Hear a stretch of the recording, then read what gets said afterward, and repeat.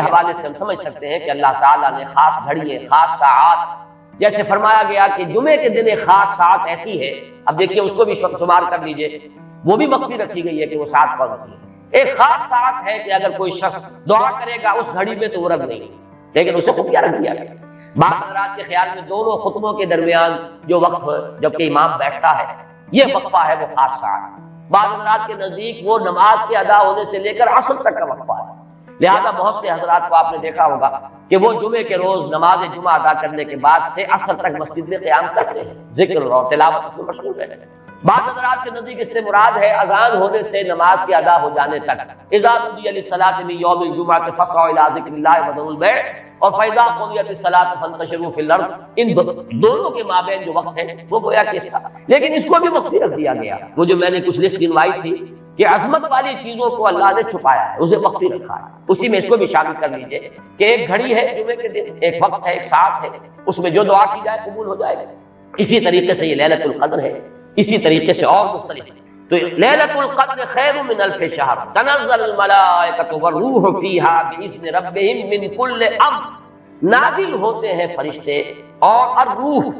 اگرچہ الروح کے بارے میں اس کا مصداق کیا ہے بہت سے اقوال ہیں، لیکن یہاں پر اکثر و بیشتر مفسرین جو ہے متفق ہیں کہ یہاں مراد حضرت جبرائیل علیہ السلام، فرشتوں میں ان کے چونکہ ایک خاص مقام ہے، بہت اونچا ان کا مقام ہے، کہا جا سکتا ہے سید الملائکہ، تمام فرشتوں کے وہ سردار ہیں۔ یہی وجہ ہے کہ وہی ہے قرآن کے نازل کرنے والے، یہ عظیم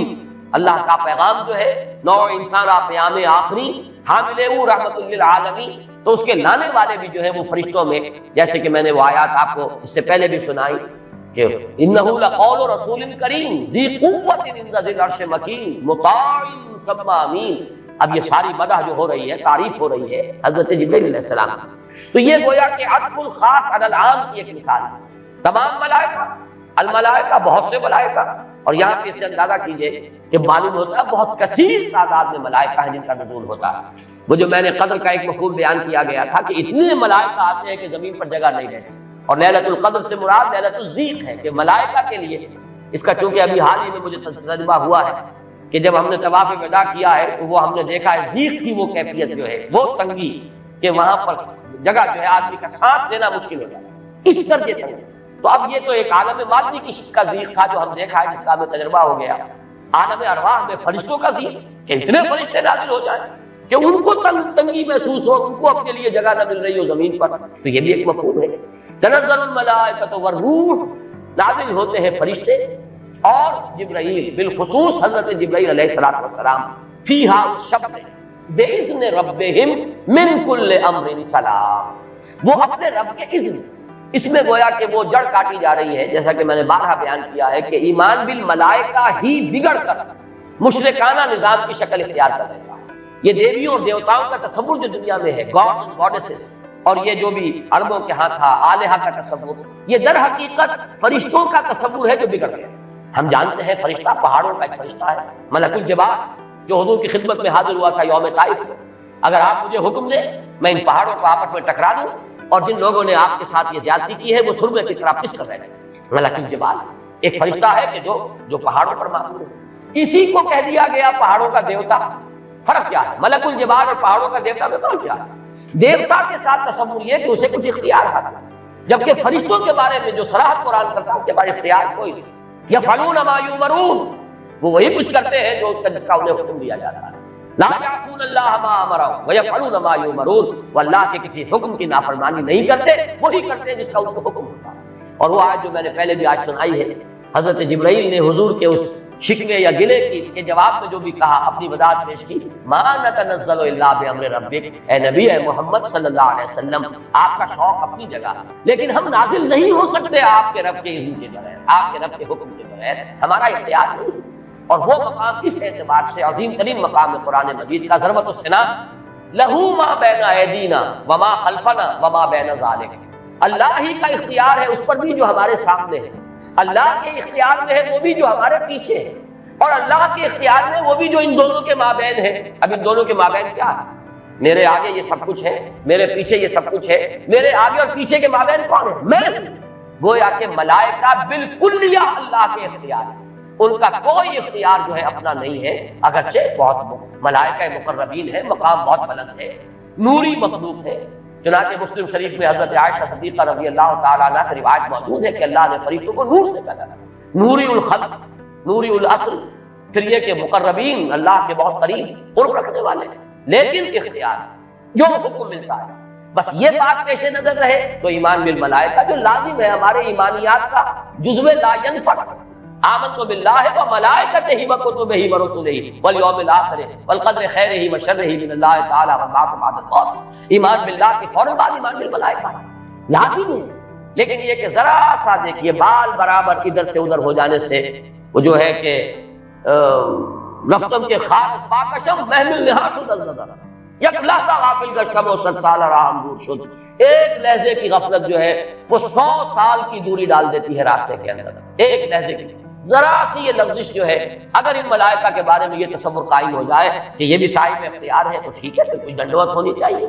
پھر کچھ چڑھاوے چڑھانے چاہیے، پھر ان سے دعائیں کرنی چاہیے، ان سے استغاثہ ہونا چاہیے، ان کو پکارا جانا چاہیے۔ وہ سارا کا سارا شرک کا جو تمہار ہے اب اس کے لیے پورا جواز پیدا ہو گیا اگر ذرا سی یہ غلطی ہو جائے۔ تو اسی لیے یہاں پر خاص طور پر تنزل الملائکۃ والروح فیہا بإذن ربہم، اپنے رب کے اذن سے نازل، از خود نازل نہیں۔ یہی بات ہے کہ جو وہاں فرمائی گئی ہے اس سورہ مبارکہ میں، فیہا یفرق کل امر حکیم امرا من عندنا، ہمارے پاس سے وہ امر جاتا ہے، کسی اور کا اختیار نہیں ہے، امرا من عندنا، اس کا فیصلہ ہم کرتے ہیں، یدبر الامر ہم ہیں، تدبیر امر ہم کرتے ہیں، فیصلہ کرنے والے ہم ہیں، حکم دینے والے ہم ہیں، تقدیر کا تعین کرنے والے ہم ہیں، اس کے لیے حکم ایشو کرنے والے ہم ہیں۔ تو فرمایا امرا من عندنا انا کنا مرسلین، اور ہم ہی ہیں کہ جو بھیجنے والے ہیں، اپنے فرشتوں کو بھیجتے ہیں تنفیذ امر کے لیے، اپنے رسولوں کو بھیجتے ہیں لوگوں کو خبردار کرنے کے لیے، جو کہ اگلی صورت کا مقصد ہے، جو مرکزی مضمون ہے، یہ مقصد رسالت ہے کیا؟ تو فرمایا تنزل الملائکۃ والروح فیہا باذن ربہم من کل امر۔ اب دیکھیے کل امر کس طرح یہ الفاظ جو ہے ایک دوسرے کے ساتھ ان دونوں مقامات کے جو ٹیلی کر رہے ہیں۔ انا انزلناہ فی لیلۃ القدر، انا انزلناہ فی لیلۃ مبارکۃ، قدر اور مبارک یہ دونوں ایک دوسرے کے مقابل میں آ گئے۔ یہاں فرمایا من کل امر، تنزل الملائکۃ والروح فیہا باذن ربہم من کل امر،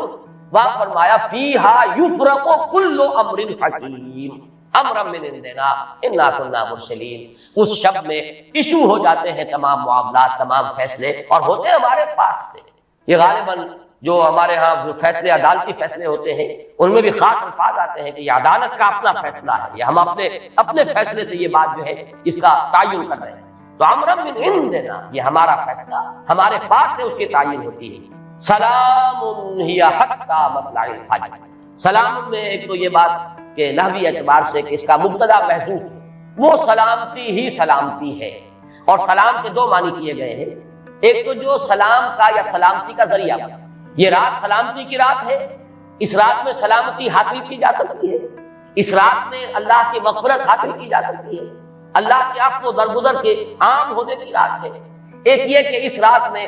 مولانا اصلاحی صاحب نے بڑا پیارا لفظ استعمال کیا ہے کہ جو شیاطین جن ہیں ان پر کرفیو لگا دیا جاتا ہے، جیسے رمضان مبارک کے بارے میں آیا ہے کہ ان جو شیاطین ہیں ان کو قید کر دیا جاتا ہے، یعنی یہ کہ برائی کے جو محرکات و دوائی ہیں ان میں کمی آ جاتی ہے، خیر کے دوائی اور داعیات و محرکات وہ اس کے اندر نکھرتے ہیں، ابھرتے ہیں، اور یہ ہر شخص کو اندازہ ہے رمضان مبارک کا خاص ماحول ہوتا ہے۔ اس میں واقعہ یہ ہے کہ اگرچہ بدقینت لوگ اس میں بھی بد کرداری کا معاملہ کرتے ہیں، لیکن یہ کہ طبیعت جو عام ماحول اس ماہ مبارک کا ہوتا ہے اس میں خیر کا کرنا نسبتاً بہت آسان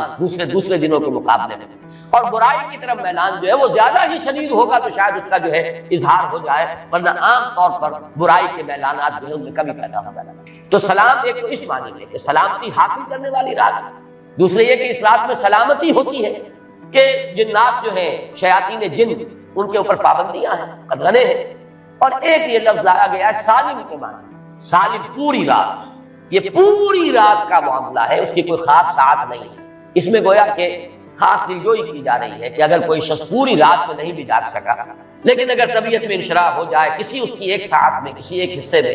تو وہ یہ سمجھے کہ وہ محروم نہیں رہا، اسے اس رات کی سعادت اور برکات میں سے حصہ ملتا ہے۔ ہی حتی مطلع الفجر، اور یہ رات جو ہے یہ فجر کے طلوع ہونے تک یہ برکات کا نزول، فرشتوں کا نزول، خیر و سعادت، سلامتی کا حصول، یہ تمام چیزیں جو ہیں اس رات کے آخری جو سرحد ہے مطلع الفجر، طلوع فجر تک، یہ تمام کیفیات برقرار ہیں۔ اللہ تعالی ہم سب کو یہ لیلہ قدر اور لیلہ مبارکہ جو ہے اس کی برکات سے اور اس کی قدر و منزلت سے اور اس کے خیرات و حسنات سے متمتع ہونے کی توفیق عطا فرمائے۔ بارک اللہ لی و لکم فی القرآن العظیم ونفعنی وإیاکم بالآیات والذکر الحکیم۔